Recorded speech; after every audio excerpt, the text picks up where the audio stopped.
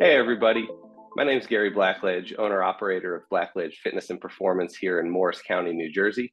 I'm here with one of my longtime clients, Jamie Dworkin, and we're going to talk to you about how InsideTracker has really up-leveled our coach-client relationship and our training program. I've been a trainer, fitness professional for a little over 12 years now. I've had my own business for a little over 4 of those years, and I've been an InsideTracker Pro for about 2.5 years. Earlier in my career, I worked for a luxury fitness brand. That's where Jamie and I first met. We've been working together for about 11 years now, through many various iterations of that time. We've kind of transitioned how we've operated our program, but I'm going to let Jamie take over here and talk to you about our relationship and our time together, and his experience with me as a trainer and the introduction of InsideTracker into our program. Thanks, Gary. And hi, all. Happy to be here and talk about InsideTracker. So again, my name's Jamie Dworkin. I live in Rhode Island, having moved from New Jersey about 6 years ago. I'm 61 years old, married for 35 of those years, and we have 2 adult kids who live in New York. I'm an investor and have been for all my professional life, and so I've always had a very stressful relationship with my job. It can be all-consuming, 7 days a week, and for that reason, it has required genuine focused effort to separate my job from my home life. I also, unfortunately, have a very poor family history riddled by dementia. Several in my family have had various forms of dementia, from Parkinson's to Alzheimer's and related. And so the genetics are not in my favor. And I've always been aware of that, having taken care of my family or some of those family members. And that's the one thing I want to make sure I don't do, or do the best I can to prevent. I don't want my family taking care of me as I had to of my father and my grandfather. Excuse me. And now I'm facing the same with my mom. And so it scares the heck out of me, frankly, and it underpins so much of what I do in the gym and what I do outside of the gym. And so for that reason, I've carved out of my daily schedule a break. I call it my daily cheap psychiatrist. And what it allows me to do is give myself the confidence that I know I'm doing the best I can to delay the potentially, if not the inevitable, dementia that I very possibly would suffer if I didn't do these kinds of things. Having said that, Gary, as you know, I'm not a fitness freak. I've never run long distances. I'm not a biker who can last a couple of hours on a bike. I don't lift enormous weights, nor do I aspire to. I'm not a CrossFit guy. I'm just somebody who wants to make sure he gets 60 minutes in at some activity that's fun and interesting, 5 or 6 days a week.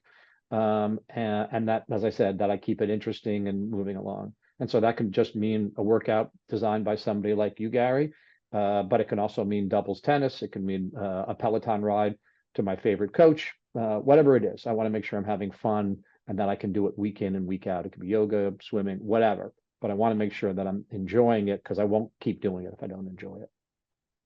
Yeah. And thanks for elaborating on all that, Jamie. It's funny because I think that while our stories are very different, I think some of the things you touched on is a big reason why I got into the field of fitness and wellness myself. From a very early age, I watched both of my grandfathers suffer from declining diseases. One had Parkinson's, one had Alzheimer's, and I have memories, seared into my brain. Unfortunately, none of those memories are of my grandfather's healthy. I never really had relationships with them or knew them when they were in a healthy state. And just thinking about the years of my mother's father, he's the one who suffered with the Parkinson's, watching his physical decline. We'd go over there on Sunday dinners every Sunday. And in his later years, there would be 2 or 3 people needing to help him up out of his chair in the living room, walk him into the kitchen for Sunday dinner. And, that walk might have been 20 to 30 feet. And it took, 3-4 minutes for him to get there. And then my father's dad, he had Alzheimer's. And towards the end, he couldn't really remember who some of the most important people in his life were. And those things were totally heartbreaking to watch. And I feel that they're really underpinning factors as to why I got into the field of fitness and wellness. Those being exposed to those things at such a young age, I never wanted any of that for me or for anyone that I cared about. So I wanted to start to positively impact people. So you mentioned earlier, I mentioned that we've been working together for about 11 years now. And, it doesn't seem like that long, but it's been an awesome 11 years. And I'm wondering what you feel has really fueled that endurance with our time together, and through all the various things that we have done in an online training setting, and back to when you lived in New Jersey when we were seeing each other regularly twice a week in person. Yeah, so I've always worked with a fitness trainer in my working years, that is, so probably over 30 years, because I realized one, I have a likelihood of hurting myself, or the potential, but also I knew that I would more likely go to the gym if I knew I was foregoing an expensive fee that somebody was going to charge me despite whether I showed up or not. And also because, good trainers will keep it interesting and challenging and change it up frequently. So I was already inclined to be working with fitness professionals. But then, unfortunately, 11 years ago, I was diagnosed with severe osteoarthritis in both of my hips, which at 50 years old was pretty young. Nobody could figure out why it was, but I got the unlucky lottery ticket. So at 50 years old now, I'm facing bilateral hip replacement, or resurfacing is what I ultimately did. And so I had surgery on both my hips, and both of them are now metal. And I light up an airport check through like nobody's business. But the one thing I had decided was that I was not going to let that surgery change my life. Again, I was 50 years old. I was active. I like to work out. I ski and play tennis. And so I needed to find a way to ensure for myself that I wasn't going to have that be a life-changing event, and that I was going to, overcome any physical limitations that surgery was going to otherwise cause. And so I wanted to make a change because my prior trainer, I didn't have confidence could do that. Gary, you were a rising star at that luxury gym, as you describe it. And so having interviewed a couple of people and then talking to you, you seemed like exactly the right person and the right fit, and I made the right decision, and I'm grateful for it. And so, part and parcel of that, as you know, I don't think about my hips ever now. They don't bother me. They are not a limitation. We don't even talk about my hips or hip strength as part of it. Now, you may be loading that into the activities unbeknownst to me, but for me, I couldn't be more pleased about my initial motivations to working with you and the results that, I've benefited from. And look, the truth is that our relationship has evolved, right? Over 11 years, from 50 to 60 years old. It just so happens my body did get a little bit older, and suffering from other types of injuries. And you've definitely gotten smarter and wiser and more sophisticated in your methods, which includes bringing on partners like InsideTracker. And oh, by the way, we live 150 miles apart now, me in Rhode Island and you in New Jersey. And so we plan my fitness monthly through an app that we both enjoy. And each month we talk about what goals I'm going to have going forward, and my travel schedule, so you can make sure that I can actually execute the exercises that you're putting down for me. And frankly, it's worked terrific. I couldn't be more thrilled with our relationship and how it's evolved, and the way we're working together today. Yeah. Well, I have to give you a lot of credit, because I know you say you're not a fitness freak, but it's really motivating as your coach to watch you do the things that you're doing at 61 years old, and to watch you overcome that double hip resurfacing and it still improve on various levels of fitness over the last 11 years. You mentioned a whole number of activities that you still engage in. You regularly follow our lifting program twice a week. You also ride your Peloton, you do yoga, you play singles tennis, doubles tennis. Just a couple months back, you went on a ski trip. So you are very diverse in what you're exposing your body to. I hope that when I'm 61 years old, I can do half of the things that you're doing right now. So you owe a lot of credit to yourself. And one of the things that I think is so interesting in this is, you never came across as someone who was a fitness freak or a diet freak. You always had this really well-balanced approach to everything that you were doing. And that's, one of the reasons why I was so excited to use InsideTracker with you. So I want to take a moment to start to shift our conversation into InsideTracker and how we use it for our training program, what kind of insights we've gleaned from the data. But before we really turn it around on you, I just want to talk about how I first got involved and exposed to InsideTracker. So, we could all remember very vividly the, struggles of the pandemic and the toll it took on us physically, mentally, emotionally. During the pandemic, from about March through November, I had a lot of things go on. I had gotten some various bouts of reduced pay at work as the company I was working for was trying their best to keep everyone employed. Ultimately, it led to me getting furloughed, having a lot of uncertainty around am I going to get invited back to that job? Is it even going to be there for me? Is the position that I held going to be the same? What's the timeline on that going to look like? Ultimately, I decided to go into business with a partner in a pursuit of starting what you could essentially think of as like this micro gym model where trainers can come and rent out gym space and use the gym space to train their clients. Unfortunately, that business model didn't work out. So fast forward to the end of 2021, now we're closing a business that I thought had a lot of promise. And so there was about a 6 to 18 month period there in my life where things got crazy. And at the end of 2021, I didn't feel great. I was looking at myself. I'm like, this doesn't look like me. It doesn't feel like me. I didn't feel strong. I didn't feel fit. My endurance was down. And I was listening to a podcast one day and I heard an InsideTracker advertisement. And I thought to myself, boy, that sounds pretty good. That sounds like the solution I've been looking for, not only for my business, but for myself. I studied exercise science in undergraduate and graduate school. And so many of the concepts that we learned that were such powerful concepts, there weren't great ways of evaluating those things in real time at the start of my career. And stumbling upon InsideTracker allowed me to find that solution. And so I've now been through 7 tests. I just did my 7th retest recently, but I learned some really concerning things the first time I tested. I was 33 years old. My testosterone was down. My cortisol was up. My blood sugar was up. Things that shouldn't be happening inside a 33-year-old's body. My CRP, my C-reactive protein, marker of inflammation, that was up. So there were a lot of actions that I needed to take to bring my body back into alignment. And my favorite part of the InsideTracker process was it gave me that action plan, that hyper-targeted approach to things that I can work on day over day, week over week, to nudge these biomarkers in the right direction.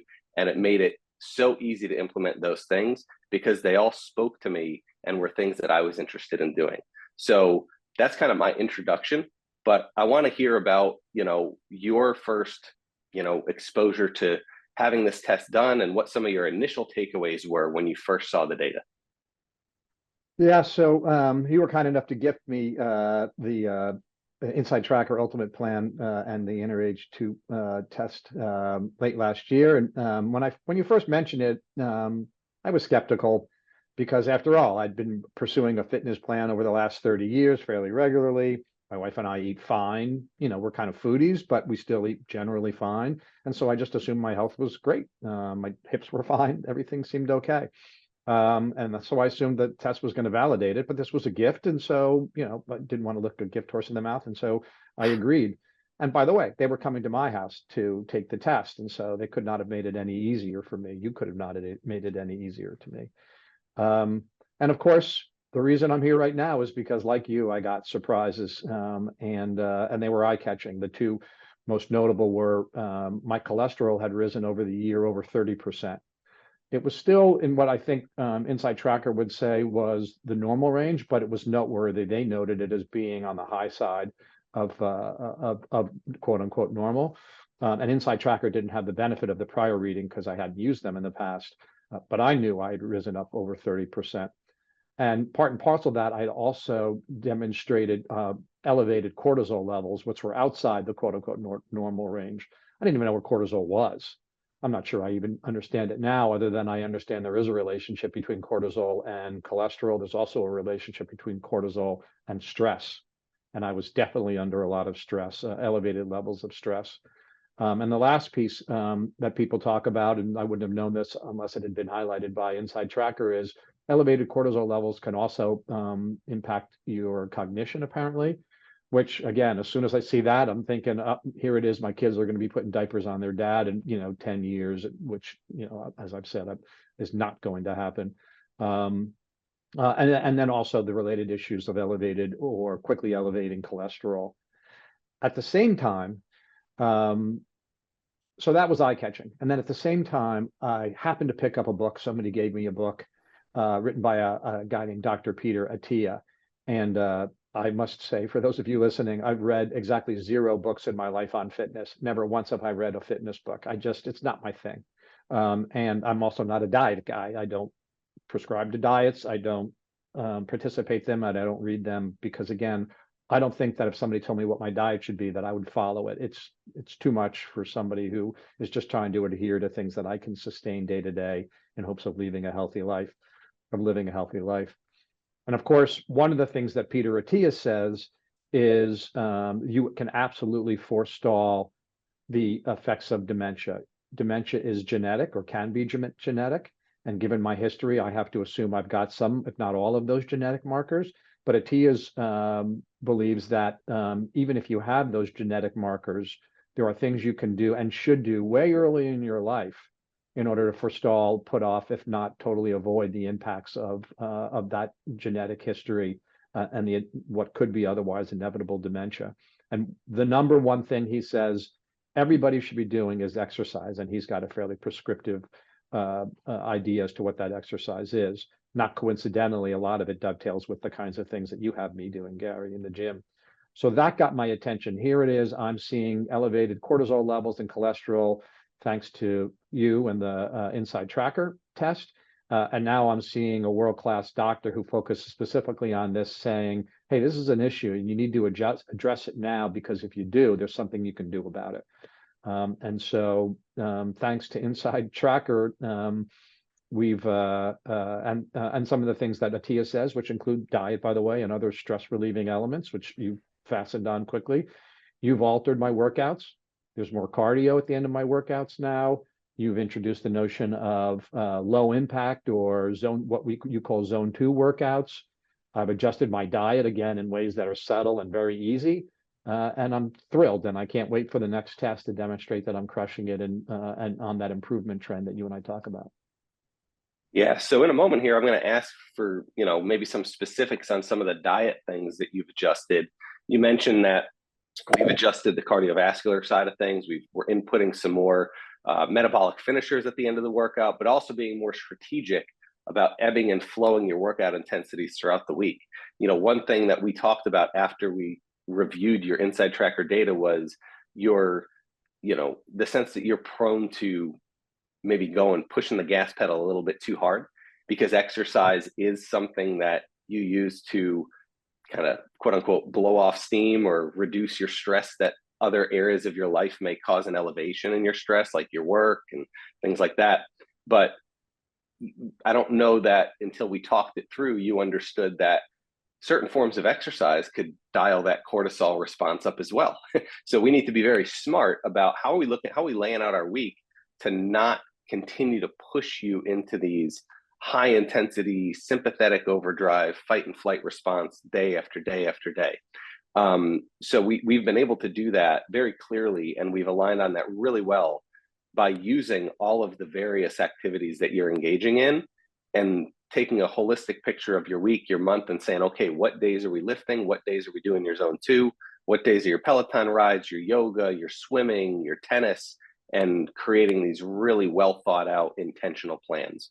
The other thing before I turn it back on you and ask for some specifics on your end with the diet and the lifestyle is you had mentioned after you read Outlive by Dr. Peter Attia, some of the things with like genetic markers in there. And I love that not only does InsideTracker offer biomarker testing, but it also offers genetic testing. And it made me think back to listening to the podcast that InsideTracker hosts. They had a genetics and aging expert on. This was one of the earlier episodes, and I can't recall the individual's name, but they had this great quote, and they said, if you think of it like a card game, genetics are the cards that you've been dealt, right? We can't really do much about that. They're passed down to us. However, biomarker testing is going to show you how you're playing that hand throughout your life. And by playing that hand in more advantageous ways and engaging in activities that are going to activate certain genetic pathways and suppress others, you can be more likely, like Dr. Attia refers to in his book, to suppress the response of progressing dementia or cognitive decline or various aspects of physical decline as well. The last thing I want to talk about with your blood work is, we mentioned cholesterol a little bit, but you can look at the cholesterol bucket with InsideTracker and see all the different things they're evaluating. Not only are they looking at total cholesterol, but they're looking at HDL, LDL, triglycerides, which have a huge connection there, but they're also looking at ApoB, or apolipoprotein B. And I know Dr. Attia talks about that a lot in his book as being a transporter and some of the problems that can come cardiovascularly from having elevated ApoB levels.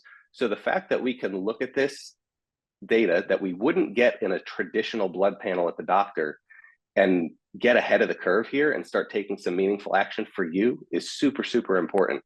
So you mentioned some of the adjustments you made to your diet before. Can you give some specifics on how you've incorporated them and how it's worked for you so far? Sure. So again, I'm not somebody, I don't even take nutritional supplements. Not that I would recommend for or against them for anybody, but it's the kind of lifestyle altering thing that I haven't done, and I know I won't do it. So I don't try to kid myself into assuming that I'm going to be able to make it a daily habit. I know that if I don't like something, I'm not going to be able to sustain it over the long term.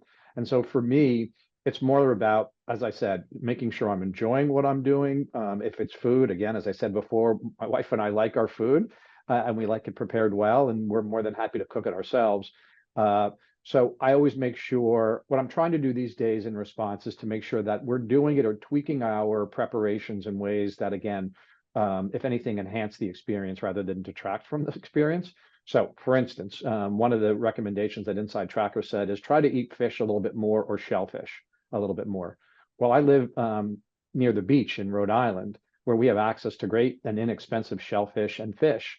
And so, and again, prepared right, those are great and inexpensive alterations to red meats or chicken or any other proteins that you might otherwise take. So easy for us to add a shrimp dish one night. We love it. Why not? And so same thing, butter. Love butter. My wife's a Dane. She loves butter. She's got a relationship with butter, like many Danes do. But you know what? We don't even notice when I perhaps take off a tablespoon of butter and use extra virgin olive oil. You do not taste the difference. You just don't. And so easy change. The other thing is one of the things that InsideTracker and many health tests ask is, how many glasses of alcohol do you drink a week? And the truth is, through the same period of time that you were suffering during COVID, we were drinking 2 glasses of wine a week. So when they ask that question and your answer is, I drink 14 glasses a week of alcohol, it's a little bit of an eye-catching, mind-catching number. Compound that now with some of the findings of elevated cortisol and cholesterol and questions about whether or not the quality of my sleep was good, which I didn't mention prior, but it wasn't good, and might have been a precursor to elevating my cortisol levels. It turns out that alcohol, while we all think it is a great sleep aid, is not a great sleep aid, as you've described, and as InsideTracker has described. It actually can hurt your sleep. Yeah, you fall asleep quickly, but you're going to find yourself up at 2, 3, 4 o'clock as those sugars are entering your body and waking you up or interrupting, your quality restorative sleep. And so again, I like my wine. I like to cook with a glass of wine next to me, but can I reduce my glass of wine to 1 glass a week and just pour little small bits? 1 glass a day, and pour little small bits at a time. Or maybe I just reduce it 2 nights a week by half a glass.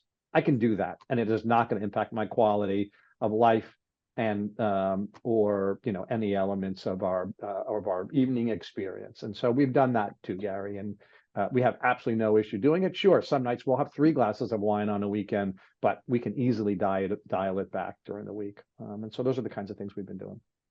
Yeah, and that kind of leads me to the next part here, which is InsideTracker. One of the other really big advantages of it is it integrates with fitness wearables.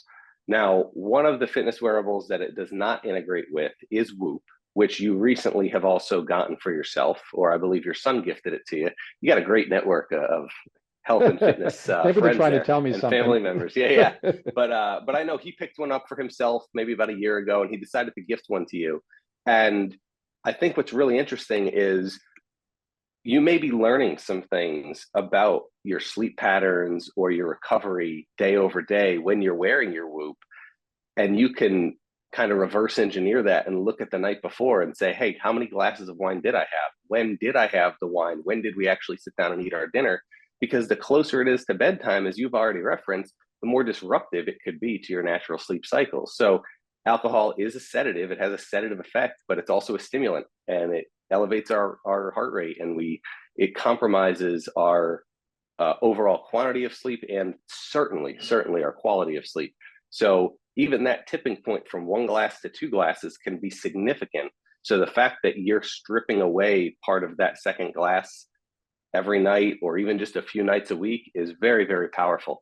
So is there anything that you've learned from the Whoop data to this point? I know it's still kind of new, but anything that you've been able to pick up on there in conjunction with some of these actions you've put into play to reinforce that, hey, things are working well and I'm seeing the changes I want to see in my HRV, recovery score, sleep, things like that? Yeah. So I probably would not have bought, again, it's like the InsideTracker. I probably would not have bought the Whoop for myself. I'd looked at various things, but the various, I looked at them all, and I just generally wasn't inclined to do it, again, because I'm not a fitness junkie. I guess maybe what we're figuring out is I am, and I'm not willing to admit it.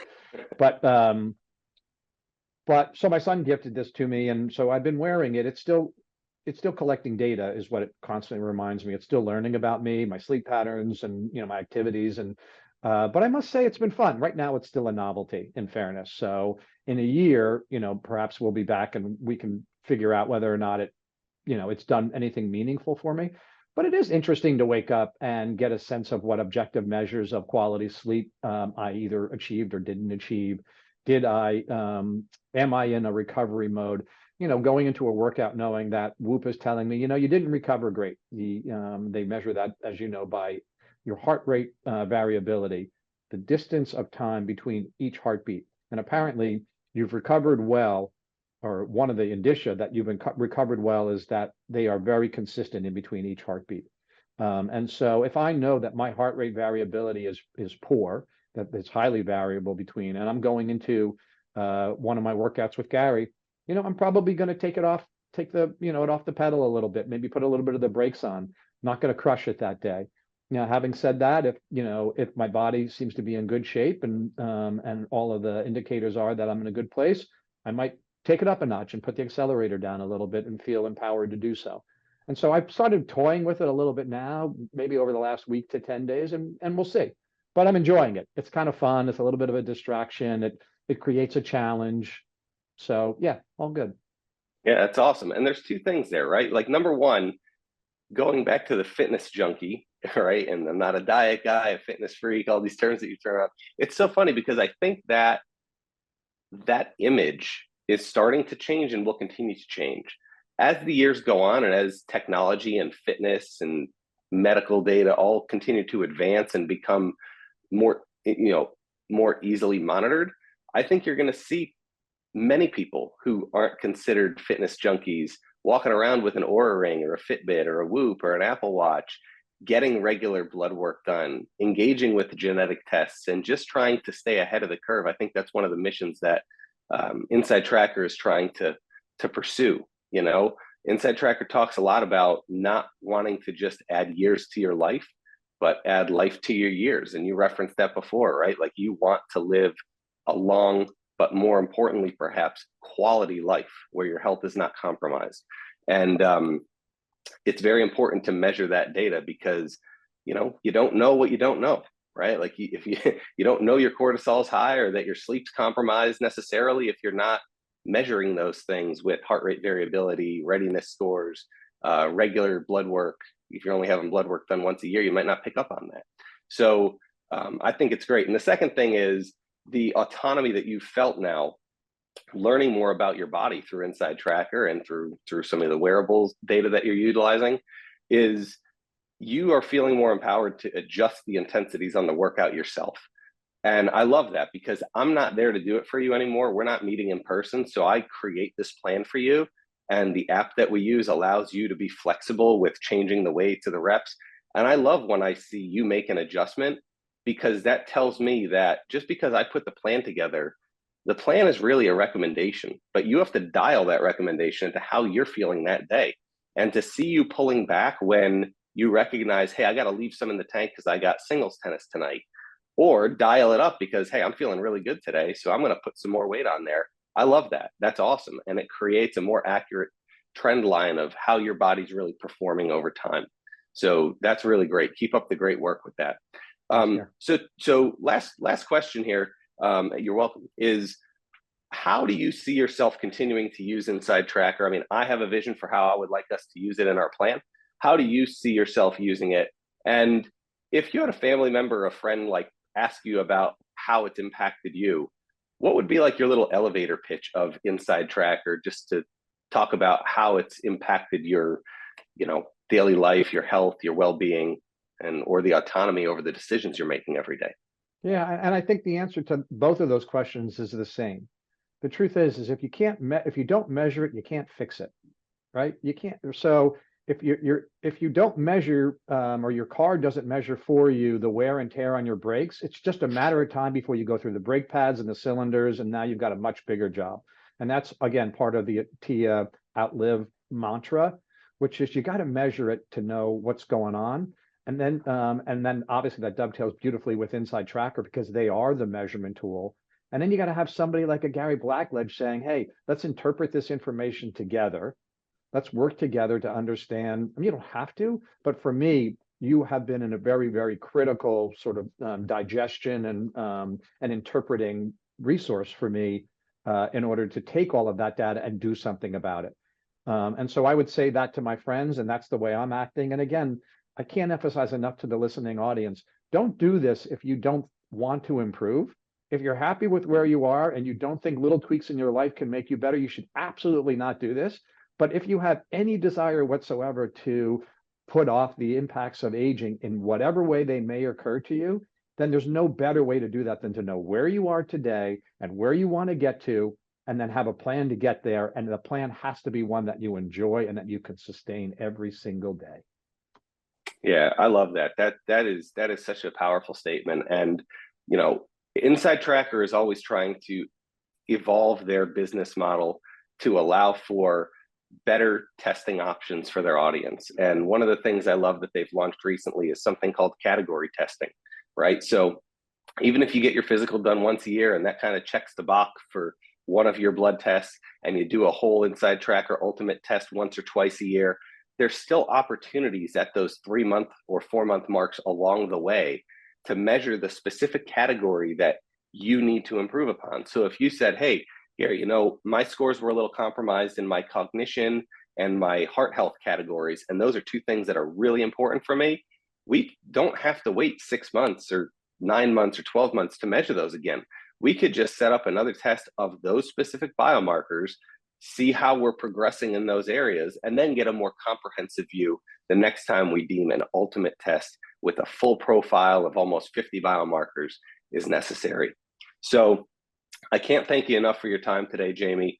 I know this is going to be super helpful and super impactful for our audience, hopefully from the pro side of things, with me giving some insights as to how I've decided to use this with my clients and how I kind of piece it into the programming and coaching side of things holistically, but really from Jamie, because Jamie's the one who's on the receiving end of this, and he's going through it not as a fitness professional. He's going through it as someone who deals with what most people in the general population deal with: family stress, life stress, work stress, commuting, and how can he build a better version of himself while juggling all of those demands. So your insight was excellent today, and I know we really appreciate it as an entire community at InsideTracker.